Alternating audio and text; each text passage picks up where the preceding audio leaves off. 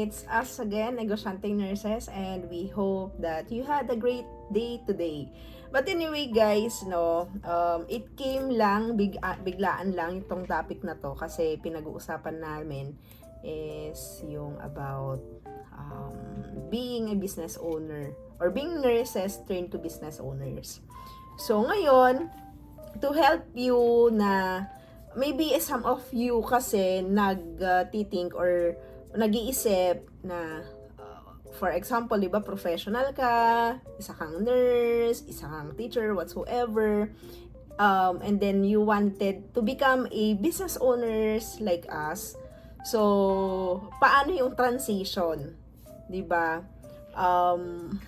And ano kasi 'di ba, lately may mga nagpi-PM, for example, a month ago, OFW nasa Germany, tapos gustong mag for good na daw sa Pilipinas. So parang nag-ask din siya ng help and advices, nag-ask ng advices. And ikaw 'di ba? And gusto din nila talagang maging business owners. Kasi nga kapag magpa-for good ka, ano ka bang gagawin mo dito? Oo. So, minsan kasi may mga nurses din from abroad na parang ayaw na din nilang bumalik dito, mag-work dito na sa hospital. So, parang iniisip nila is sa business na lang, maybe, di ba, na ituloy yung journey nila. So, ayun, to help you guys, this is our own experiences, disclaimer, this is our own experiences, and iba yung experience nyo din, if you are also from professional, I don't know, doctor or nurses, yon yung professional sinasabi ko, and you turned also na naging business owners. So, iba't iba tayo ng experience, iba yung experience nyo, iba din sa amin. So now, let's see kung anong difference muna ng pagiging OFW sa nandito ka sa Philippines. So, unahin muna natin yon. So, kapag ka OFW, apparently, di ba, nasa malayo ka, nandun ka sa ibang bansa, yun. hindi Overseas Filipino worker. Oh, yeah, overseas, yeah. Pero kapag nandito ka, syempre, dito ka sa Pilipinas, kahit nasabihin na natin na LDR kayo ng family mo, 'di ba? As long na nandito ka naman sa Philippines, nakakabisita ka anytime. 'Yun naman yung advantage kapag dito ka nag-work or nandito yung business mo here in the Philippines. Alright? So, 'yon. Ano yung factors o yung mga differences ng pagiging OFW nga at business owner. So, unahin natin ang difference sa workload. Okay, workload. Okay. Ikaw, OFW. OFW ako, ikaw yung business na lang. Alright, sige, go. Mag-ano ka na lang. Site na lang. Mag-batin ka kung may gusto kang idagdag. Oo nga eh. Ikaw din So, sa pagiging OFW, ang workload din is routinary siya. Yung parang, kung anong gagawin mo ngayon, yun din yung gagawin mo bukas. Alam mo yun, for example, kami, yung pagiging nurse natin, sabihin na natin sa Germany, papasok kami ng umaga, magpre-prep ng mga medications, ipre-prep yung patients. So, routinary siya. Sabihin na natin, routinary. Pero depende yan kung saang department ka. Kasi iba naman din ang kapag nurse ka sa OR, di ba? Iba din naman. Pero, ang point ko doon is yung workload is routinary. Oo, yung work mo is routinary. So, kung 8 hours or 12 hours yung trabaho mo, so hanggang dun lang, di ba? And then, uuwi ka, ganun ulit bukas, uwi ka, ganun ulit bukas. Then, off, mga ganun. So, ikaw naman, ano yung workload ng pagiging business owner? Madami. So, ang pag-uusapan natin is, for example, traditional business, kasi meron din kami.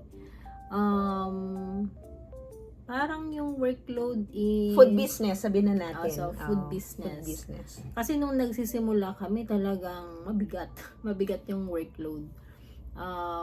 kami yung magpapalengke. For example, na-try namin yung karinderya. Oo, una yung karinderya. Grabe yun, no? Grabe yung experience. Gigising ka ng alas 4, guys. O, go. Alas 4 ba yun? Ikaw pa ng business owner, nakikiano ako.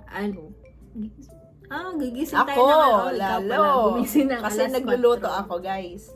Noon, so kung magkakarinderya, for example, no, so i-prepare mo na yung i-prepare mo yung lahat sa mind, sa body. So for example, nagigising siya noon ng 4 a.m. para i-assist yung cook namin. So imagine that, diba? 4 a.m. nagigising. 4 a.m. Tapos, after mag-prepare ng naluto, mag-assist ka din dun sa magtatakal ng Iba pa yun, food. kasi kailangan mong... Lang. Hindi, yung time mo kasi, syempre. Yan yung workload, di ba? Oo, yung Mag-assist ka dun workload. sa ano mo. Kailangan mong bantayan yung iyong trabahador, kung paano siya magtakal ng ulam, gano'n. So, after mo ma-assist na sa busy hours ng karinderya, ang gagawin namin, magpapalengke. So, imagine that, magpapalengke, ang bigat-bigat na mga kailangang buhatin, ang daming bibilhin. Tapos, pag hindi pa naubos yung ulam, anong gagawin mo na business owner? Ikaw pa ang mag-iisip kung paano ma-dispose lahat. So, nag-extend kami hanggang 5 p.m., 6 p.m., 7, 8 p.m. Ganun ulit. Mabenta lang lahat. Lalo na nagsisimula, so konti pa lang yung mga customers. So, yun yung routine namin. No? So, parang more than 12 hours ang work. Parang sa OFW. More than 12 hours ang work. So, yun sa traditional. Hirap pala ng traditional, no? Pero sa online naman na online business owner, nasa sa bahay lang, kausap yung customer sa laptop. Nung una kasi nag-online muna kami bago nag-traditional. So, sa online, yung workload, hindi masyadong mabigat kasi magtotok ka 1 hour lang. After that, sa'yo na yung oras. So, depende sa isang araw kung ilan yung kausap mo. Ang ginagawa lang namin, 1 hour, 2 hours talk, tapos more on cellphone na. Yun na yung transaction namin. So, for traditional versus online, sa workload, mas mabigat ang traditional talaga. Ang online, love na love namin yan. So, nag-online pa din kami hanggang ngayon. Online business owners pa rin kami for the past 5 years. 6 years. 6 years na. So, nagsimula kami dyan sa Germany, tapos inuwi namin dito sa Pilipinas. So, ganun yung workload. So, yun. Sana tayo. Anyway, so, yun. So, kung i-ask nyo kami, guys, if yung mas mabigat ang workload, OFW ba, or sabihin na natin, kahit nag-work ka dito sa Philippines, kahit hindi na OFW, for example, yung pagiging nurse natin, or basta. Depende siguro sa area mo, sa OFW. Pero, sabihin na natin, kung i-weigh namin, kung anong mas mabigat, guys, mas mabigat ang pagiging business owners. Kasi, mas madami siyang workload talaga. Sa traditional kasi yun naman yung general, sabihin na natin. Pero yung online kasi is, malaki yung income mo, tapos lesser yung lesser workload. So this depende. Doon na lang muna tayo sa general. Okay, para at least maka-relate din yung mga iba. Sabi nga ng yung mga nakikita kong videos, nag-business daw siya para matakasan ng 9 to 5. Pero nung nag-business na siya, 24 hours na yung ilalaan na oras. Actually, totoo yun. Kasi minsan na sasabi nila, magbi-business na lang ako para sa akin yung oras ko. O tama naman yun. Pero mas marami ka talagang maigugugol na oras. Lalo na kapag nagumpisa kayo, guys. Syempre kapag na momentum mo na yan, na-stabilize mo na yan, talagang ma-delegate ma-delegate mo yung mga kasi kung nagsisimula ka, ikaw talaga. Hands-on ka dapat. So kung kahit matagal ka na, hands-on pa din naman yung mga business owners. Pero lesser. Kapag mas matagal na, mas lesser na. Kagaya sa amin ngayon, may mga Yeah. staff na kami. Na-train mo na. Kasi nung una kasi, 'di ba, may food, may paresan nga kami, ganyan.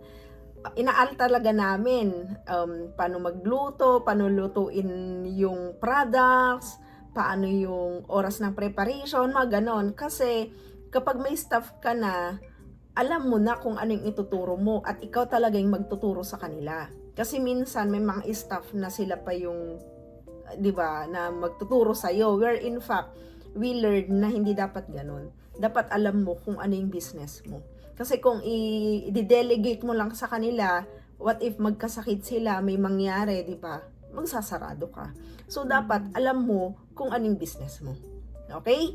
So, punta naman tayo doon sa time.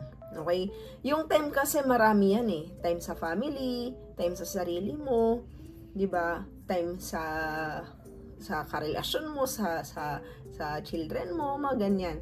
So ngayon, ano yung differences nito, okay, ng pagiging OFW man or yung pagiging business owner?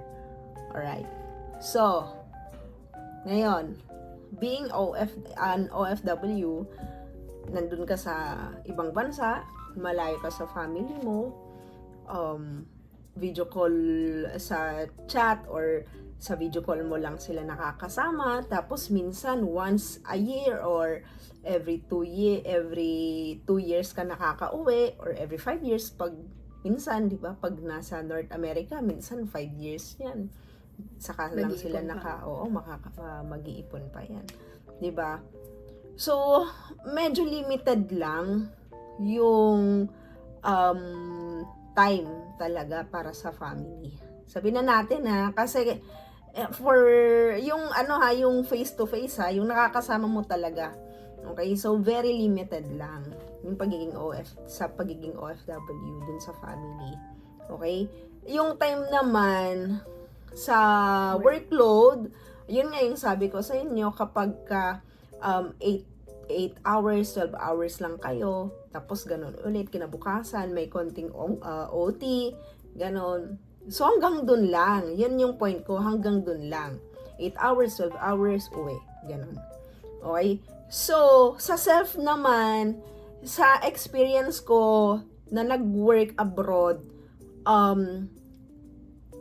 na yung time mo sa self mo, minsan, kapag salary day. Di ba? Let's be real dito. Kasi, di ba kapag may pera ka, dun ka lang alam mo yun, nakakapag-pamper,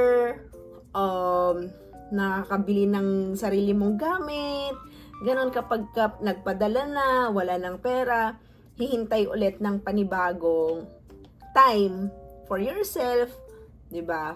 For the next salary na naman. Okay? That's for the material thing. Pero syempre, sa akin kasi, dun sa Germany, madami naman kaming off. So, every now and then, lumalabas kami. 15 days off. Nag-ispasyirengen, di ba? Nag-walking, mga ganyan. Yun kasi, syempre, kapag tumatanda ka na, yun yung mga bagay na nagpapasaya na talaga sa iyo. Is the peace of mind. Di ba? So, that is the time for yourself. Na at least recharge, di ba? Sa work mo. Okay? Kung may work ka man nung last time, ganun. So, yun, limited lang when it comes sa mga family and also to yourself. Ayun. Limited. Okay.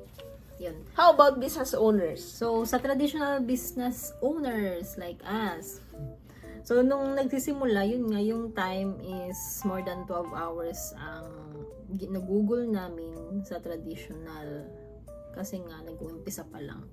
Pero lately, so after a year of being a traditional business owner, ngayon, ilang hours na lang ang ginugulo natin doon. Siguro mga Magdadrop ng 1 hour to 2 hours. Bibili ng stocks, idadrop lang. Tapos, iti-check yung store, ganon. And more on monitoring kami sa inventory. So, kahit hindi kami nandun, may inventory naman. So, makikita mo kung yung sales is yun, tama.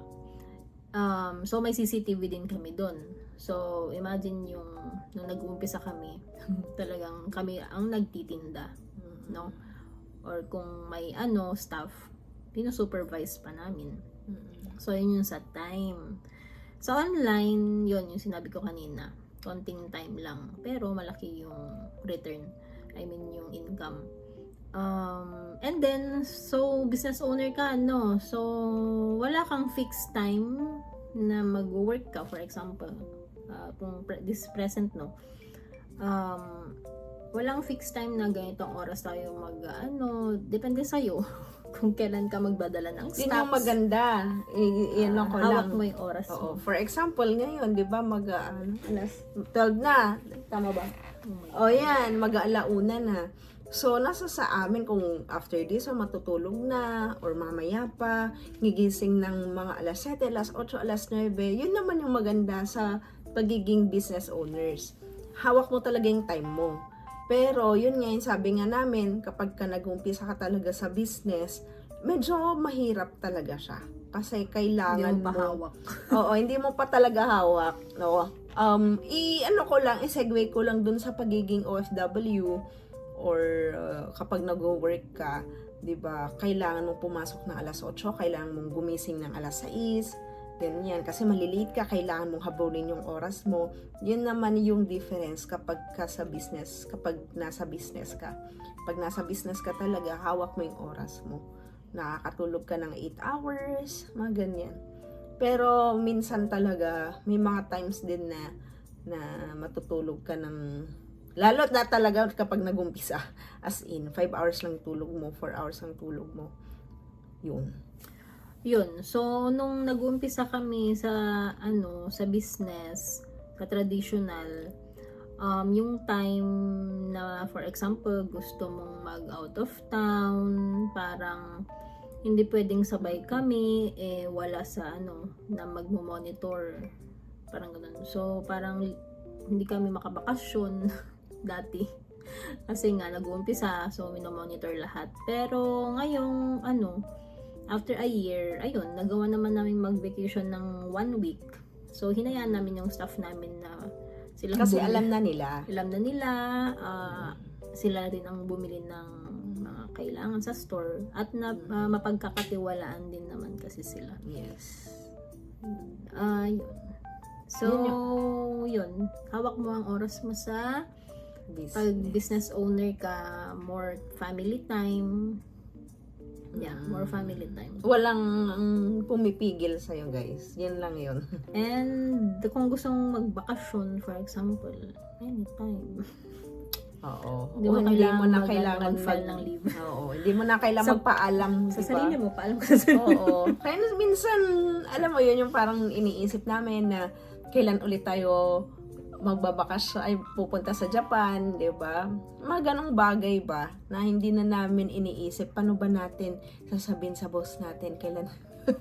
Kasi naranasan na kasi namin 'yon nung nasa BPO kami, guys. Hindi ka basta-basta nga makakapagpaalam. Lalo na kapag more than 2 weeks yung mahirap. Mahirap talaga. 1 week nga lang ang mahirap na nilang ibigay, yun pa kayang 2 weeks, di ba? Yun naman yung kagandahan. Pero kapag OFW ka, yun, once a month. Pero syempre, alam mo yun, yung you will spend talaga yung vacation mo na lang sa family minsan. Di ba? Kung hindi ka naman uuwi, pwede din naman. 1 month nga lang. Yun. So, iniisip ko, what if, di ba, magtrabaho, tapos plan mag-tour doon sa Amerika ng 3 months. 1 week. 1 week ka lang sa Amerika. But anyway, yun. So, ano pa ba? Risk. May risk naman yung pagiging OFW, di ba? Risk na what if madaming mangyari, ganito, ganyan. Pero kung i-compare mo kasi yung risk, 'di ba, doon sa pagiging business owner, sa pagiging empleyado, mas malaki talaga yung risk. Sabihin na natin sa pera. Mas malaki ang risk in terms of pera sa business. Sa Kasi syempre ganun business, yung income mo sa business, 'di ba? Minsan Pero meron, minsan wala. Pag OFW ka or may work ka, consistent na may income ka. Oo, consistent naman din yon. Kasi minsan, di ba, break Consistent even, income. oo, yung pagiging business owner dun sa business mo, minsan break even, minsan wala, minsan lalabas ka ng pera kasi you hope na one day, di ba, sa future, magbo-boom din. Alam mo yon, yung ganon. Kaya nga kapag gusto mong mag-business, guys, kailangan talaga na mataas yung self-esteem mo. Kasi kung hindi talaga mataas ang self-esteem mo, and Nag-give up ka agad. one time lang na break even, for example, or naglabas ka ng pera, ayaw mo na, hindi dapat ganun. Sugal talaga yan, sugal yan. So kung yun nga yung risk, di ba? Lalo na sa mga first time business owners, tapos OFW ka, tapos umuwi ka, mag-business na lang. Actually, hindi lang dapat isa ang business mo. I mean, kailangan may multiple source of income ka pa din na backup, na hindi lang traditional. Kasi for the first 2 months, for the first 3 months, wala pa talagang return yan. 6 months, siguro 1 year pa. Paano kung, depende year na din walang sa return. location, guys. Panay out ang pera. Kaya, kailangan mag-ipon talaga bago mag-for good. And ang maganda dito, kapag nasa tip lang ha, bago tayo, actually, patapos naman na tayo, advice lang namin, kailangan nyo talagang mag-ipon at mag-business. Dapat may business kayo na magbibigay sa inyo ng passive income. Yun. Kasi for example, sabihin na natin, sa transient, diba? Alam nyo naman, may transient house tayo, yung box house natin. At first talaga, mag-i-spend ka talaga ng hundreds, ng thousands. Diba? Minsan wala, minsan meron, maganyan. Pero ang kagandahan nito is that kapag na-momentum mo na, tuloy-tuloy naman na. Okay? Mayroon tayong dun sa Facebook page, dun tayo sa Airbnb. So, tuloy-tuloy naman yung blessing. Diba? So, ako naman, di ba, laging sinasabi, maganda mag-business kaysa maging forever OFW. Yes, maganda naman talaga mag-business, pero isipin mo ano kayang magandang business na suitable sa'yo. Yung passion mo din siguro, or basta kailangan mong planuhin or pag-isipan talaga kung ano yung business na i-venture mo. Kasi once na nasimulan mo na, madami kang sacrifices dyan eh. Pera mo, sasacrifice mo yan. Time mo, effort mo, lahat. Once na nasimulan mo na, kailangan tuloy-tuloy na yan. Mahirap yung after a month, magsasara ka na kasi dahil walang income or walang return. Nag 1 month na ako nagbi-business, parang wala namang kinikita. So, panay out. So, sayang pag nag-give up ka after a month, 2 months, 3 months. So, kailangan talaga pag-isipan ko ng business na kaya mong ipaglaban hanggang sa day na magbo-boom ka.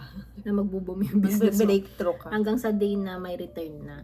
So, yun, mga 6 months, 1 year pa yan bago yung return of investment actually. More than a year or 2 years. 2, 3. Ganyan naman ang business. Yun talaga ang reality, guys. Hindi, in short guys, hindi madaling mag-business. Kailangan mo talaga ng patience. Kung ikaw, low yung patience mo, habaan mo. Learn how to be patient enough. Diba? And yun, syempre, kailangan mo din mag-diversify. Hindi lang isa yung investment mo. Hindi ka lang nag-invest sa isang traditional. So kami, hindi lang traditional, madami, so 2 traditional namin. Tapos, yung iba, online. So, kung magandang may backup plan pa din. Kasi ang business, ganun. So, kung lahat nung biniventure mo may kasi biniventure kasi namin is business na online and traditional. So wala kaming work dito na work as a nurse, parang wala dito sa Pilipinas. Panay business kami. business na madami. Dropshipping, ganun. Yun yung nasimulan namin sa Germany. Hanggang ngayon, ginagawa pa rin naman namin. So, kailangan madami kang backup. Pag gusto mong mag for good dito sa Pilipinas. Baka mamaya, uwi ka dito sa Philippines, tapos Saka ka store. palang Saka ka palang mag-iisip, hindi guys, hindi dapat ganun Kasi kailangan kami, nyo talagang mag-prepare. Yan. Yung mahaba-habang preparation yan. Kung napanood nila yung mga previous videos natin, so nung nandun pa lang kami sa Germany, nag-prepare na kami, nag-business na kami doon. Tapos, dinala namin here in the Philippines. Kaya, nung pag-uwi namin, may source of income pa din kami, kahit hindi kami masyadong,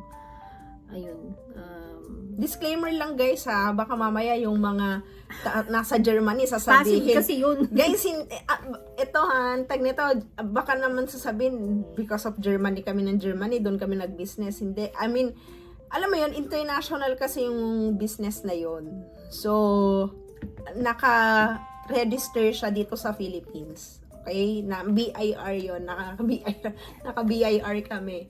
So, Bayad kami ng tax. nagbabayad kami ng tax. Anyway, so yun lang naman. I hope guys na yung mga OFWs natin dyan who are, nasa stage ng iniisip na nila na yun. So, yun. Pag-isipan yung mabuti and mag-decide kayo with all your heart. Kasi once kasi na pupunta kayo dito sa Philippines, no regrets. Okay? Kailangan na buong puso, buong mind mo is yun na yun talaga yung decision mo. Okay? Huwag kayong parang 50-50 lang. So anyway, guys, ayan, thank you so much and I hope na naka-inspire kami or may na-impart din kami ng mga thoughts sa inyo. And yun, wish you all the best and God bless sa ating lahat. Thank you. Yun lang Bye. naman and have a good day. Bye!